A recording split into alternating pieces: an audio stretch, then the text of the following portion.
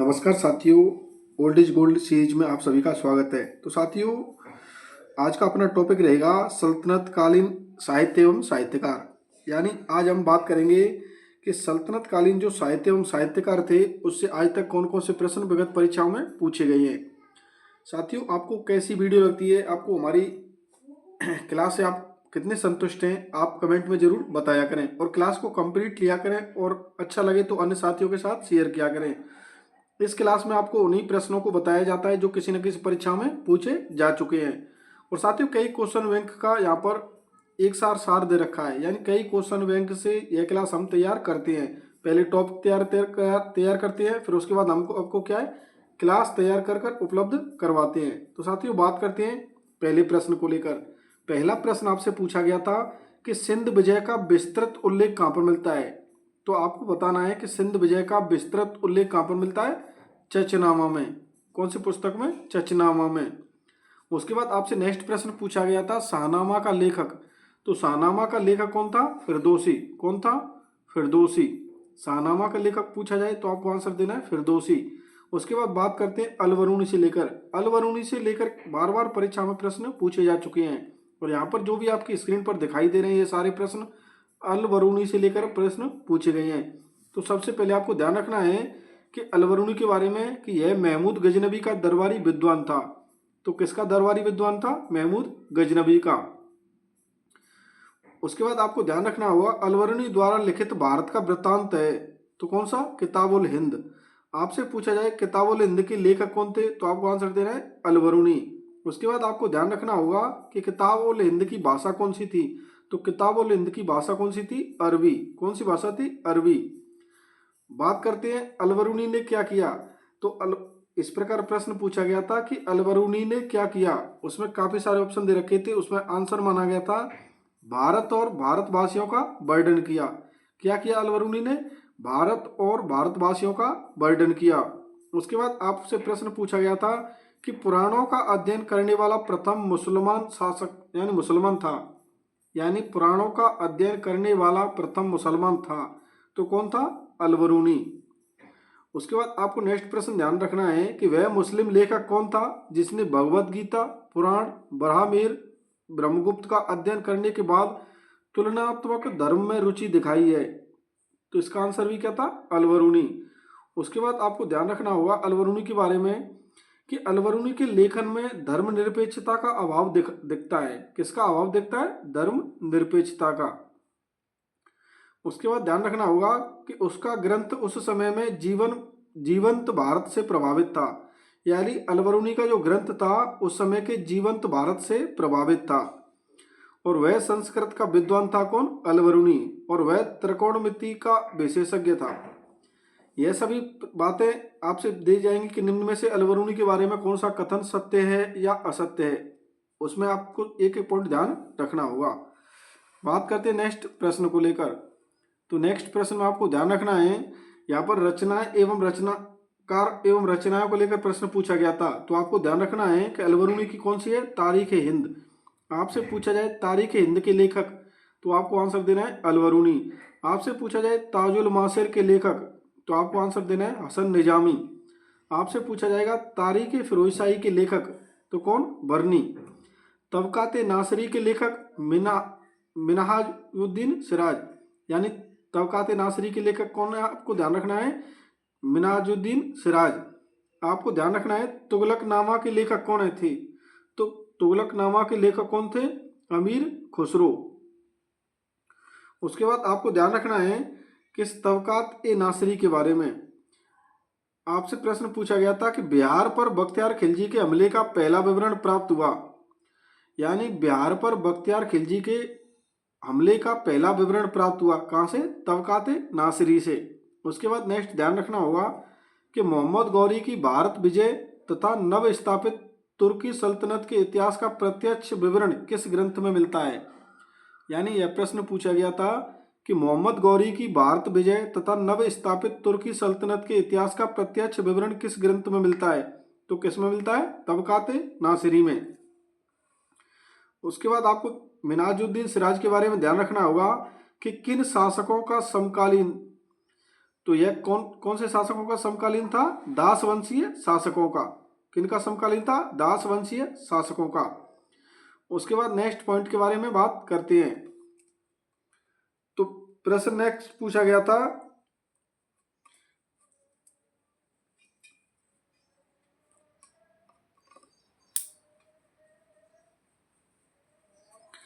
कि तुर्कों के शासनकाल में भारत की राज्य की भाषा थी। तुर्कों के शासनकाल में भारत की राज्य की भाषा थी। तो तुर्कों के शासनकाल में भारत की राज्य की भाषा क्या थी? फारसी। उसके बाद नेक्स्ट प्रश्न पूछा गया था कि दिल्ली सल्तनत द्वारा किस भाषा को संरक्षण दिया गया? तो दिल्ली सल्तनत द्वारा किस भाषा को संरक्षण दिया गया? फारसी भाषा को। किसे दिया गया? फारसी भाषा को। उसके बाद आपको नेक्स्ट अमीर खुसरो के बारे में ध्यान रखना होगा, क्योंकि यह सभी जो भी लाइनें यहाँ पर लिख रखी हैं यह अमीर खुसरो के बारे में पूछी जा चुकी हैं। तो अमीर खुसरो कितना इंपॉर्टेंट है आप सभी को पता चल गया होगा। सबसे पहले अमीर खुसरो का जन्म आपको ध्यान रखना है कि इसका 1253 में इसका क्या होता है? जन्म। और कहाँ पर होता है? पटियाली, जो कि कहाँ पर स्थित है? एटा उत्तर प्रदेश में। यानी पटियाली स्थान था जो कि एटा उत्तर प्रदेश में स्थित है। वहां पर 1253 में क्या है? अमीर खुसरो का जन्म होता है। उसके बाद ध्यान रखना होगा अमीर खुसरो के बारे में कि किसने दिल्ली के 8 सुल्तानों का शासनकाल देखा था। प्रश्न इस तरह पूछा गया था कि किसने दिल्ली के 8 सुल्तानों का शासनकाल देखा था? किसने देखा? अमीर खुसरो ने। किसने स्वयं को हिंदुस्तान का तोता या तूती हिंद कहा था? तो किसने कहा था? अमीर खुसरो ने। कौन सा इतिहासकार मंगोलों द्वारा बंदी बनाया गया था? तो मंगोलों द्वारा किसे बंदी बनाया गया था? अमीर खुसरो को। यह किसी तरह से भागकर बलबन के दरबार में आ गए थे।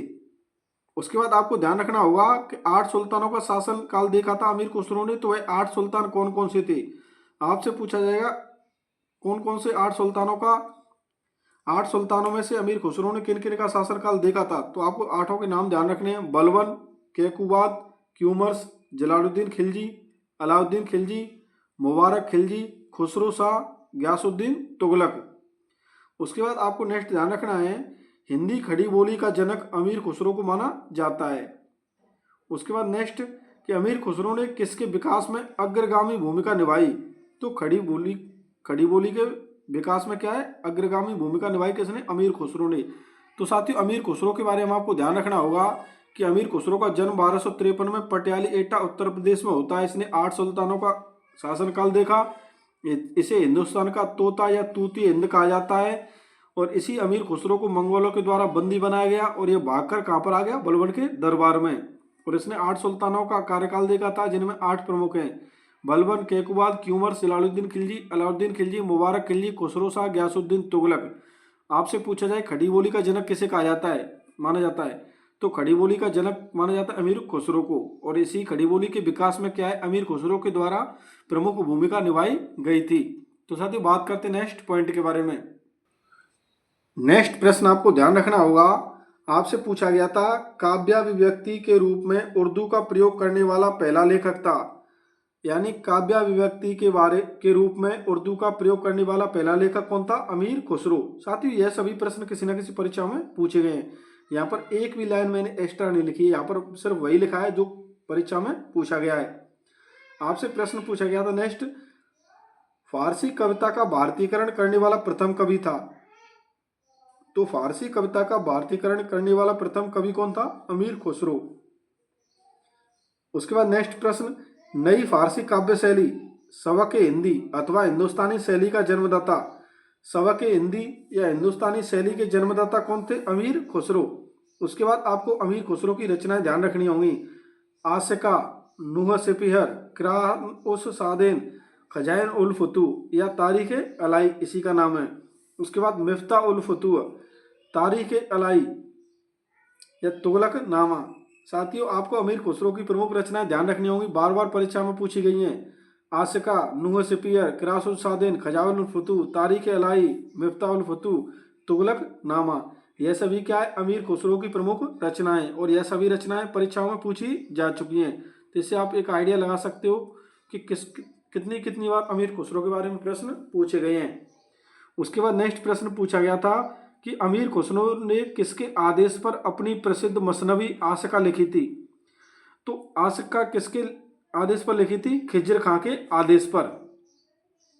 उसके बाद नेक्स्ट प्रश्न, प्रसिद्ध मसनवी आशिका किसके शासनकाल में लिखी गई? तो अलाउद्दीन खिलजी के शासनकाल में। और किसके आदेश पर लिखी गई? खिज्र खां के आदेश पर। और किसके शासनकाल में लिखी गई? तो अलाउद्दीन खिलजी के शासनकाल में। उसके बाद आपको नेक्स्ट पॉइंट ध्यान रखना होगा कि फारसी कवियों में से किसने अपनी कविता में भारतीय पर्यावरण का चित्रण किया है? भारतीय पर्यावरण का चित्रण किया है, किसने किया है? अमीर खुसरो के द्वारा। उसके बाद आपको अमीर खुसरो के बारे में एक चीज ध्यान रखनी होगी कि अमीर खुसरो एक कवि थे, इतिहासकार थे व संगीतज्ञ थे। यह कौन कौन थे? अमीर खुसरो क्या है? एक कवि भी थे, इतिहासकार भी थे और संगीतज्ञ भी थे। उसके बाद बात करते हैं नेक्स्ट प्रश्न को लेकर। तो नेक्स्ट प्रश्न पूछा गया था, फवायद उल फवाद के लेखक कौन थे? तो कौन थे? अमीर हसन। और यह अमीर हसन बलबन के समय का विद्वान था और इन्हें भारत का सादी कहा जाता है। आपसे पूछा जाए कि अमीर हसन किसके विद्वान थे? बलबन के समय के विद्वान थे। और आपसे प्रश्न पूछा गया था कि भारत का सादी किसे कहा जाता है? तो अमीर हसन को। और अमीर हसन की प्रमुख रचना कौन सी है? फवायद उल फयाद। उसके बाद बात करते नेक्स्ट प्रश्न पूछा गया था इब्न बतूता के बारे में। तो इब्न बतूता की प्रमुख पुस्तक का नाम क्या है? रहला। क्या नाम है? रहला। रहला कब पूरी हुई? 1355 में। रहला की भाषा क्या है? अरबी। और रहला क्या है? इस प्रकार भी प्रश्न पूछा गया था, रहला क्या है? तो रहला क्या है? आत्मकथा है। क्या है? आत्मकथा। उसके बाद नेक्स्ट प्रश्न पूछा गया था, किसने सल्तनत काल में डाक व्यवस्था का विस्तृत विवरण दिया है? डाक व्यवस्था का विस्तृत विवरण किसने दिया है? इब्न बतूता के द्वारा। किसके द्वारा? इब्न बतूता के द्वारा। बात करते हैं नेक्स्ट प्रश्न को लेकर। नेक्स्ट प्रश्न जियाउद्दीन बर्नी के बारे में पूछा गया था, इनकी रचनाओं को लेकर। तो सबसे पहले आपको इनकी प्रमुख रचनाएं ध्यान रखनी होंगी जियाउद्दीन बर्नी की। तारीख फिरोजशाही के लेखक पूछा जाए तो जियाउद्दीन बर्नी। फतवा ए जहांदारी के लेखक पूछा जाए तो जियाउद्दीन बर्नी। हसरतनामा के लेखक पूछा जाए या साना ए मोहम्मदी के लेखक पूछा जाए तो इन चारों रचनाओं का आंसर क्या देना है आपको? जियाउद्दीन बर्नी। अब बात करते हैं तारीख फिरोजशाही से लेकर स्पेशल प्रश्न पूछे गए थे। तो इसके बारे में सबसे पहले आपको ध्यान रखना होगा, बर्नी ने भटनेर जेल में की, यानी इस पुस्तक की रचना बर्नी के द्वारा कहां पर की गई? भटनेर जेल में। किसकी? तारीख फिरोजशाही की। और इसके बारे में आपको ध्यान रखना होगा कि तारीख फिरोजशाही पुस्तक जहां से तबकात नासिरी पुस्तक समाप्त होती है वहीं से अपने इतिहास लिखा है, यानी जहां से तबकात नासिरी पुस्तक समाप्त होती है वहां से आगे का इतिहास किसमें लिखा गया है? तारीख फिरोजशाही में।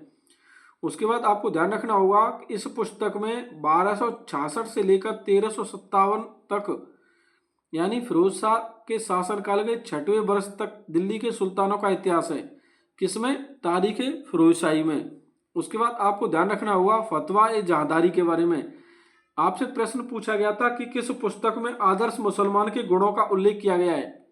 आदर्श मुसलमान के गुणों का उल्लेख कौन सी पुस्तक में देखने को मिलता है? फतवा ए जहांदारी में।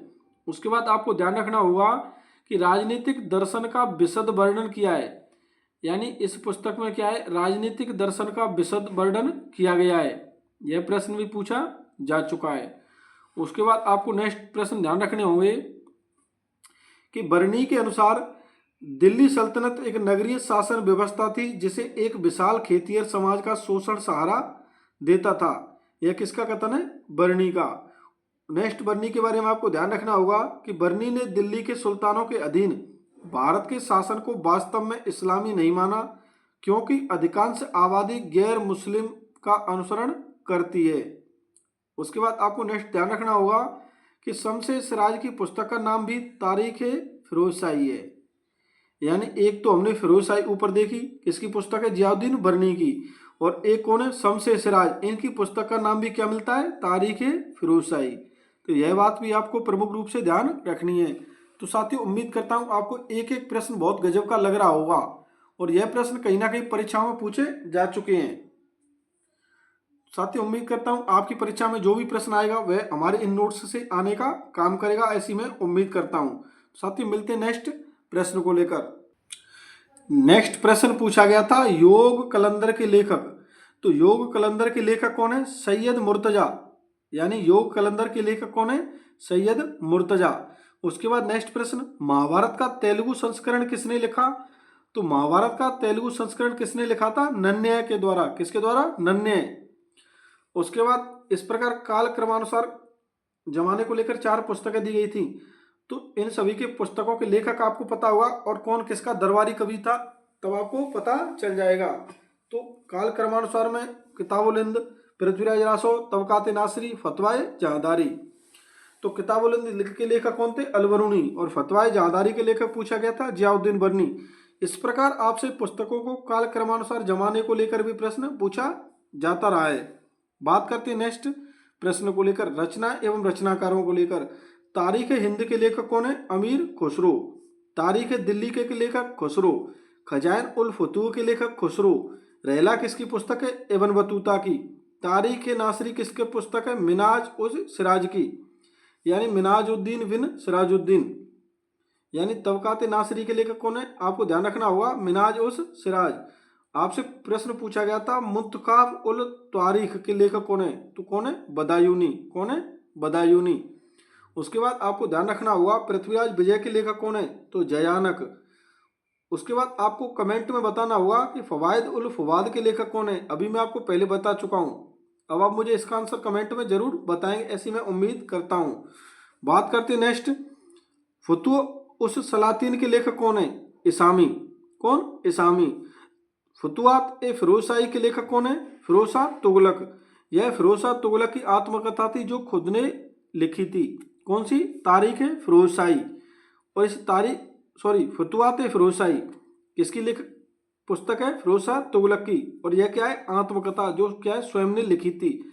और इसे फतुहात ए फिरोजशाही के बारे में आपको ध्यान रखना होगा कि दिल्ली सल्तनत का फिरोजा तुगलक पहला शासक था जिसने अपनी आत्मकथा लिखी। आपसे प्रश्न पूछा जाएगा दिल्ली सल्तनत का वह पहला शासक जिसने अपनी आत्मकथा लिखी, तो आपको आंसर देना है फिरोज शाह तुगलक। FST। कौन? फिरोज शाह तुगलक। उसके बाद आपको नेक्स्ट ध्यान रखना है ब्रज भक्ति विलास के लेखक कौन है? नारायण भट्ट। ब्रज भक्ति विलास के लेखक कौन है? नारायण भट्ट। उसके बाद चांदायन के लेखक कौन है? मुल्ला दाऊद। चांदायन के लेखक कौन है? मुल्ला दाऊद। उसके बाद नेक्स्ट पदावती कथा के लेखक कौन है? पदावती कथा के लेखक कौन है? दामोदर कवि। दामोदर कवि। उसके बाद आपको नेक्स्ट ध्यान रखना होगा कि राग विबोध के लेखक कौन है? सोमनाथ। तो इन सभी पुस्तकों के लेखक आपको प्रमुख रूप से ध्यान रखने हैं। यह सभी पुस्तकें देख सकते हैं किसी न किसी परीक्षाओं में पूछी गई हैं, तो आपके एग्जाम में भी यह कोई ना कोई रिपीट हो सकती है। ब्रज भक्ति विलास के लेखक नारायण भट्ट, चांदायन के लेखक मुल्ला दाऊद, पदावती कथा के लेखक दामोदर कवि, राग विबोध के लेखक कौन थे? सोमनाथ। उसके बाद हम यहाँ तक बात कर चुके हैं फतुहात फिरोजशाही तक। अब बात करते हैं तारीख फिरोजशाही। तो तारीख फिरोजशाही के लेखक कौन है? बरनी। उसके बाद बात करते हैं हुमायूंनामा। हुमायूंनामा के लेखक कौन है? गुलबदन बेगम। हुमायूंनामा के लेखक कौन है? गुलबदन बेगम। बात करते हैं तबकात अकबरी। तो तबकात अकबरी का लेखक कौन है? निजामुद्दीन। कौन? निजामुद्दीन। बात करते हैं तारीख यामिनी। तो तारीख यामिनी के लेखक कौन है? अल उतबी। कौन? अल उतबी। बात करते हैं ताजुल मासिर। ताजुल मासिर के लेखक कौन है? हसन निजामी। बात करते हैं तारीख मुबारक शाही। तो तारीख मुबारक शाही के लेखक कौन है? या बिन अहमद सरहिंदी। बात करते हैं स्टोरियो दी मैगोर, इसके लेखक कौन है? मनुची। साथियों यह प्रश्न अभी हरियाणा असिस्टेंट प्रोफेसर में प्रश्न पूछा गया है। हरियाणा असिस्टेंट प्रोफेसर यानी कॉलेज लेक्चरर,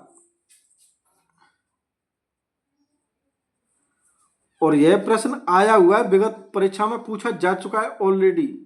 स्टूडियो द मैगोर, ये मेरे नोट्स में पहले से लिख रखा है मैंने, और यही प्रश्न सेम टू सेम पूछा गया था किसमें? हरियाणा असिस्टेंट प्रोफेसर में। इस प्रकार आप आइडिया लगा सकते हो कि जब असिस्टेंट प्रोफेसर में प्रश्न रिपीट हो सकता है तो आपके में तो प्रश्न रिपीट होगा ही होगा। 90% चांस है, इतिहास में प्रश्न रिपीट होते हैं, नए प्रश्न कहाँ से बना कर लाएंगे वो लोग। तो आपको एक एक रचना और एक एक लेखक का याद रखना है। वीडियो को 2 से 3 बार देख लें। बिल्कुल कोई भी काम करते समय फोन चलाकर रख लें और आवाज़ को सुनते रहें, तो आपको क्या है, याद होने का काम करेगा।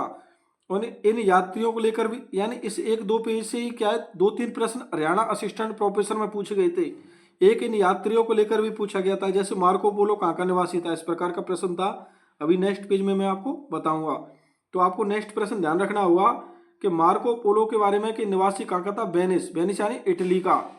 और 13वीं शताब्दी के अंतिम दशक में क्या है, भारत की यात्रा की, यानी भारत की अंतिम यात्रा कब की, भारत की यात्रा तो 13वीं शताब्दी के अंतिम दशक में।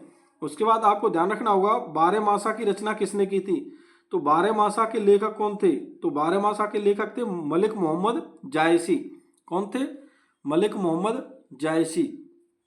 और इसी मलिक मोहम्मद जायसी के बारे में आपको नेक्स्ट पॉइंट ध्यान रखना होगा कि मलिक मोहम्मद जायसी ने पद्मावत में रानी पद्मावती के विरह वियोग का वर्णन 12मासा के रूप में किया है। किसके रूप में किया है, 12मासा के रूप में। तो पद्मावत के लेखक पूछा जाए तो भी आंसर आपको क्या देना है, मलिक मोहम्मद जायसी। उसके बाद अब बात करते हैं नेक्स्ट प्रश्न को लेकर। तो नेक्स्ट प्रश्न आपको ध्यान रखना होगा कि मध्यकाल में उत्तर प्रदेश के किस जनपद को शिक्षा का केंद्र होने के कारण सिराज ए हिंद कहा जाता है। क्या कहा जाता है, सिराज ए हिंद। यानी आपसे प्रश्न पूछा गया था कि मध्यकाल में उत्तर प्रदेश के किस जनपद को शिक्षा का केंद्र होने के कारण सिराज ए हिंद कहा जाता है। किसे कहा जाता है, जौनपुर को। किसे कहा जाता है, जौनपुर को। बात करते हैं नेक्स्ट प्रश्न कि संस्कृत स्रोतों से संग्रहित तिब्बे सिकंदरी या मदन उस सफा, क्या मदन उस सफा या तिब्बे सिकंदरी का विषय क्या था। इसका विषय क्या था, आयुर्विज्ञान। क्या था इसका विषय, आयुर्विज्ञान। तिब्बे सिकंदरी का विषय क्या था, आयुर्विज्ञान। आपसे पूछा जाए तिब्बे सिकंदरी के लेखक कौन थे, तो तिब्बे सिकंदरी के लेखक कौन थे, मियाँ भुआ। यानी इसके लेखक कौन थे, मियाँ भुआ। और यह सिकंदर लोदी का प्रधानमंत्री था, कौन, मियाँ भुआ। बात करते हैं तिब्बे सिकंदरी का विषय क्या था, तो इसका विषय था चिकित्सा शास्त्र यानी आयुर्विज्ञान। उसके बाद बात करते हैं नेक्स्ट प्रश्न, किसने रामायण का बांग्ला रूपांतरण प्रस्तुत किया। यानी रामायण का बांग्ला रूपांतरण किसने प्रस्तुत किया था, कृत्तिवास के द्वारा। किसके द्वारा, कृत्तिवास के द्वारा। आपसे प्रश्न पूछा गया किसने रामायण का बांग्ला रूपांतरण प्रस्तुत किया, किसने, कृत्तिवास के द्वारा। बात करते हैं नेक्स्ट प्रश्न को लेकर। तो साथियों आज की क्लास यहीं पर समाप्त होती है। नेक्स्ट क्लास में मिलते हैं नेक्स्ट चैप्टर के साथ। और नेक्स्ट चैप्टर रहेगा हमारा सल्तनत काल का जो विविध था, यानी सल्तनत काल में जो विविध में प्रश्न पूछे गए थे।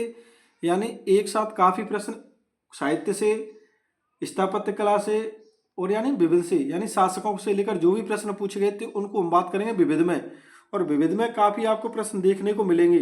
तो साथियों आज का अपना चैप्टर कंप्लीट हो चुका है साहित्य एवं साहित्यकार का, यानी सल्तनत कालीन साहित्य एवं साहित्यकार। और इस क्लास में आपने करीब करीब 300 प्रश्न देखे हैं। इस प्रकार आपको 20-25 मिनट की वीडियो में 200-300 प्रश्न देखने को मिल जाएं, और वह भी उस टॉपिक से संबंधित प्रीवियस ईयर क्वेश्चन। तो साथियों आपको तो बहुत बहुत शुक्रगुजार होना चाहिए कि आपके लिए कोई इतनी मेहनत कर रहा है। तो आपको तो सिर्फ एक ही काम करना है, ईयरफोन लगानी है और इस वीडियो को 2 से 3 बार सुनना है। और जब आपका एग्जाम होगा उसके बाद हम विद प्रूफ, पेज नंबर और इन सारी पीडीएफ को एग्जाम से एक दिन पहले मैं आपके ग्रुप में ऐड कर दूंगा, और वहां से बताऊंगा कि देखो इस पीडीएफ से कितने प्रश्न पूछे गए हैं, यानी हमारे कंटेंट से कितने प्रश्न पूछे गए हैं। तो साथियों आप भरोसे के साथ, उम्मीद के साथ और आप फ्रेंडली होकर तैयार करते रहें। यानी आप मुझे अपना एक भाई समझ सकते हो, और आप समझ सकते हो कि आपका भाई आपके लिए कितनी मेहनत कर रहा है। अगर आपको क्लास अच्छी लगे तो आप इसे अन्य साथियों के साथ शेयर अवश्य किया करें, और कमेंट में अपना रिव्यू जरूर दिया करें। तो साथियों मिलते हैं नेक्स्ट क्लास में नेक्स्ट चैप्टर के साथ। तब तक के लिए धन्यवाद।